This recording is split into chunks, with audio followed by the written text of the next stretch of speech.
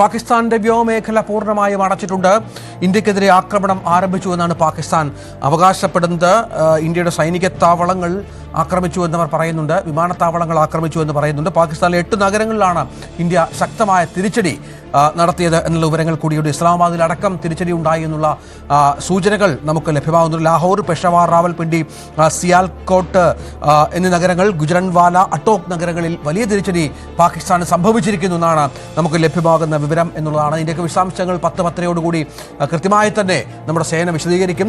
ആണവായുധ ശേഖരണ മേൽനോട്ടം വഹിക്കുന്ന സമിതി യോഗം പാകിസ്ഥാൻ വിളിച്ചു എന്നുള്ളതാണ് മറ്റൊരു പുതിയ വാർത്ത. പ്രധാനമന്ത്രി പാകിസ്ഥാൻ വ്യോമകേന്ദ്രങ്ങൾ ആക്രമിച്ച പശ്ചാത്തലത്തിലാണ് യോഗം വിളിച്ചിരിക്കുന്നത്. ആണവായുധ ശേഖരവുമായി ബന്ധപ്പെട്ടവ ഉൾപ്പെടെയുള്ള സുരക്ഷാ തീരുമാനങ്ങൾ എടുക്കാനാണ് യോഗം എന്നുള്ളതാണ് നമുക്ക് ലഭിക്കുന്ന വിവരം.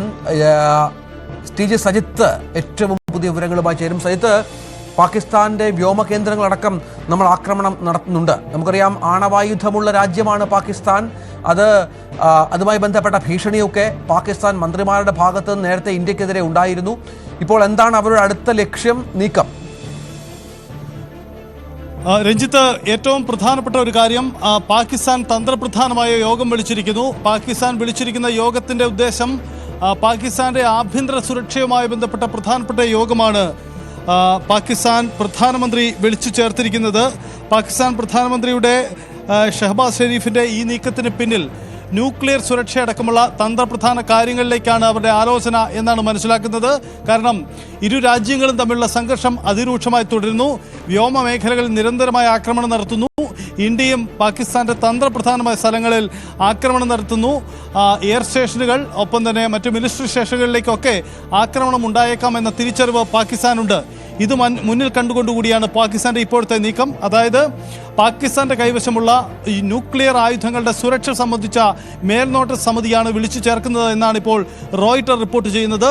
തന്ത്രപ്രധാനമായ യോഗമാണ്, മറിച്ച് അത് ന്യൂക്ലിയർ വെപ്പന്റെ ഉപയോഗം മാത്രമല്ല അവർ ആലോചിക്കുന്നത്, മറിച്ച് അവരുടെ കൈവശമുള്ള ആയുധങ്ങളുടെ സുരക്ഷ കൂടി പരിഗണിച്ചുകൊണ്ടാണ് ഇത്തരമൊരു യോഗത്തിലേക്ക് പാകിസ്ഥാൻ കടക്കുന്നതെന്ന് വേണം നമുക്ക് മനസ്സിലാക്കാൻ. അന്താരാഷ്ട്ര വാർത്താ ഏജൻസി റോയിട്ടേഴ്സ് തന്നെയാണ് ഇക്കാര്യം റിപ്പോർട്ട് ചെയ്യുന്നത്. കാരണം പാകിസ്ഥാന് മേൽ കൂടുതൽ ആക്രമണങ്ങൾ ഉണ്ടാകുമെന്നത് അവർ ഭയപ്പെടുന്നു. ഇന്ത്യയുടെ ഭാഗത്തു നിന്നും കൂടുതൽ നീക്കങ്ങൾ ഉണ്ടായേക്കാം. ഒപ്പം തന്നെ തന്ത്രപ്രധാനമായ മറ്റു സാഹചര്യങ്ങളും ഉണ്ടായേക്കാം. മിലിറ്ററി സ്റ്റേഷനുകൾ, എയർബേസുകൾ ഒക്കെ ഇന്ത്യയുടെ ലക്ഷ്യകേന്ദ്രങ്ങളാണ് എന്ന് പാകിസ്ഥാൻ ഭയപ്പെടുന്നു. അത് മുന്നിൽ കണ്ടുകൂടിയാണ് ഇപ്പോൾ ഇത്തരമൊരു നീക്കമുണ്ടാവുന്നത് എന്നാണ് മനസ്സിലാക്കുന്നത്. ഷഹബാസ് ഷെരീഫ്, പാകിസ്ഥാൻ പ്രധാനമന്ത്രിയാണ് ഇത്തരമൊരു യോഗം വിളിച്ചു ചേർക്കാൻ തീരുമാനമുണ്ടായിരിക്കുന്നത്. ഈ യോഗമെന്ന് പറഞ്ഞാൽ നമുക്കറിയാം, നമ്മുടെ 2 മന്ത്രാലയങ്ങളുടെ സംയുക്തമായ വാർത്താ സമ്മേളനം നടക്കാൻ പോവുകയാണ് 10:30. എന്താണ് ഈ വിഷയങ്ങളിൽ നമ്മൾ കൈക്കൊണ്ട തീരുമാനം എന്ന കാര്യത്തിൽ കൃത്യമായ വിശദീകരണം ഉണ്ടാകും. ഇന്നലെയാണ് ഇന്ത്യക്കെതിരെ യുദ്ധം പ്രഖ്യാപിച്ചുകൊണ്ട് പാകിസ്ഥാൻ മുന്നോട്ട് വന്നത്. നമ്മളാകട്ടെ യുദ്ധം പ്രഖ്യാപിച്ചിട്ടുമില്ല.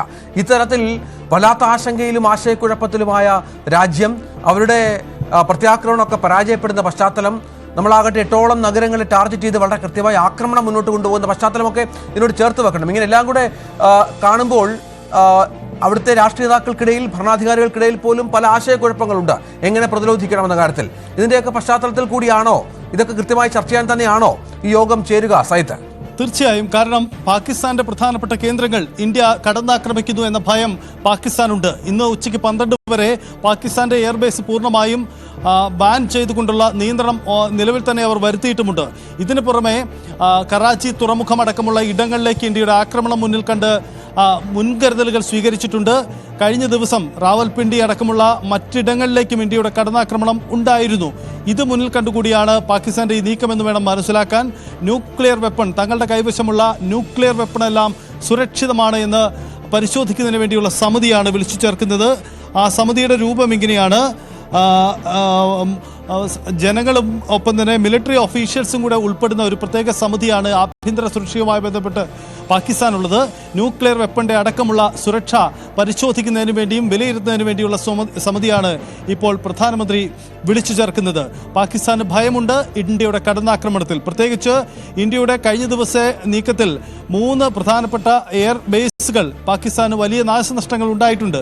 ഇത്തരം ഇടങ്ങളിലേക്ക് വീണ്ടും കടന്നാക്രമണം ഉണ്ടായെങ്കിൽ, പ്രത്യേകിച്ച് ഇന്ത്യ ലക്ഷ്യമിടുന്നത് നമുക്കറിയാം, ഓപ്പറേഷൻ സിന്ദൂർ പ്രഖ്യാപിച്ചതിന് ശേഷം 9 ഭീകര കേന്ദ്രങ്ങളാണ് ഇന്ത്യ ആദ്യം മിസൈൽ തകർത്ത് മിസൈൽ വിട്ട് നശിപ്പിച്ചത്. പിന്നാലെ അവരുടെ തന്ത്രപ്രധാന ഇടങ്ങളാണ്. മറ്റ് സിവിലിയൻ കേന്ദ്രങ്ങളോ സാമ്പത്തിക ശക്തിയുടെ കേന്ദ്രങ്ങളോ ഒന്നും ഇന്ത്യയുടെ ലക്ഷ്യമല്ല.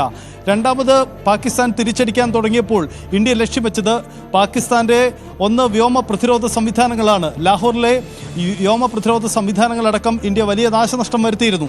അതിന് പിന്നാലെ അവരുടെ എയർ സ്റ്റേഷനുകളിലും അവരുടെ എയർ ബേസുകളിലും വലിയ ലക്ഷ്യമിട്ടുകൊണ്ട് ഇന്ത്യ നീക്കം നടത്തി. ഇന്നലെ രാത്രിയിലുണ്ടായ ഇന്ത്യയുടെ നീക്കം പാകിസ്ഥാൻ വലിയ തരത്തിലുള്ള നാശനഷ്ടം ഉണ്ടാക്കിയെന്നാണ് റിപ്പോർട്ടുകൾ. അങ്ങനെയെങ്കിൽ അത് കണക്കിലെടുത്തുകൂടിയാവാം ഇപ്പോൾ ഇത്തരമൊരു നീക്കമുണ്ടാവുന്നത്. എന്തായാലും അന്താരാഷ്ട്ര വാർത്താ ഏജൻസി റോയിട്ടേഴ്സ് തന്നെ റിപ്പോർട്ട് ചെയ്യുന്നു, അവിടെ തന്ത്രപ്രധാനമായ യോഗം വിളിച്ചു ചേർക്കുന്നു പാകിസ്ഥാൻ എന്നത്. തീർച്ചയായും അതാണ് പ്രധാനം. പാകിസ്ഥാൻ പ്രധാനമന്ത്രി യോഗം വിളിച്ചിരിക്കുന്നു. ആണവായുധങ്ങൾ കൈവശമുള്ള രാഷ്ട്രമാണ് പാകിസ്ഥാൻ എന്നുള്ളത് നമ്മൾ ഇതിനോട് ചേർത്ത് വെക്കണം. ആണവായുധ ശേഖരം പാകിസ്ഥാനുണ്ട്. ലോകത്തെ 8ാമത്തെ സൈനിക ശക്തി കൂടിയാണ് പാകിസ്ഥാൻ. പക്ഷേ അവരിപ്പോൾ ആഭ്യന്തര സംഘർഷങ്ങൾ, സാമ്പത്തിക പ്രതിസന്ധി. ഇന്നലെയാണ് IMF ഇന്ത്യയുടെ എതിർപ്പ് അവഗണിച്ച് ഏതാണ്ട് 2500 കോടി രൂപ അവർക്ക് അനുവദിച്ചത്. ഈ പണം കൊണ്ടൊക്കെയാണ് അവർ നിത്യവൃത്തി കഴിച്ചു പോകുന്നത് എന്നുള്ളത് കൂടി ചേർത്ത് വെക്കണം. ഒരാക്രമണം തുടങ്ങിയാൽ തന്നെ തുടർച്ചയായി നിലനിർത്താനുള്ള സാമ്പത്തിക ശേഷി തൽക്കാലം പാകിസ്ഥാൻ ഇല്ല എന്നുള്ളതും ഏറ്റവും പ്രധാനപ്പെട്ട ഒന്നാണ്. രാകേഷ് കൂടി ചേരുന്നു. രാകേഷ്, സംയുക്ത വാർത്താ സമ്മേളനം ഇന്ത്യയുടേത് 10:30-ക്കാണ്.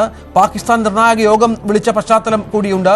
നമുക്കറിയാം, കഴിഞ്ഞ കുറേ ദിവസങ്ങളായി ഉണ്ടാകുന്ന സംഘർഷങ്ങൾ, അതിൽ അവർക്കുണ്ടാകുന്ന പരാജയങ്ങൾ, ഈ അവിടുത്തെ ആഭ്യന്തര പ്രശ്നങ്ങൾ, ഭരണാധികാരികൾ തമ്മിലുള്ള ആശയക്കുഴപ്പം, കാര്യങ്ങൾ വിശദീകരിക്കുന്നതിൽ, മാധ്യമങ്ങളോടക്കം വിശദീകരിക്കുന്നതിൽ ഉണ്ടാകുന്ന അവ്യക്തത, ഇതൊക്കെ വല്ലാതോതിൽ ലോകരാജ്യങ്ങൾക്കിടയിൽ പാകിസ്ഥാനെ ഒരു പ്രത്യേക തലത്തിലെത്തിച്ചിട്ടുണ്ട്.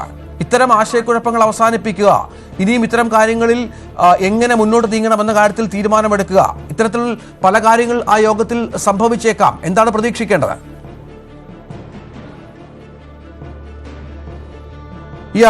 അതെ രഞ്ജിത്ത്,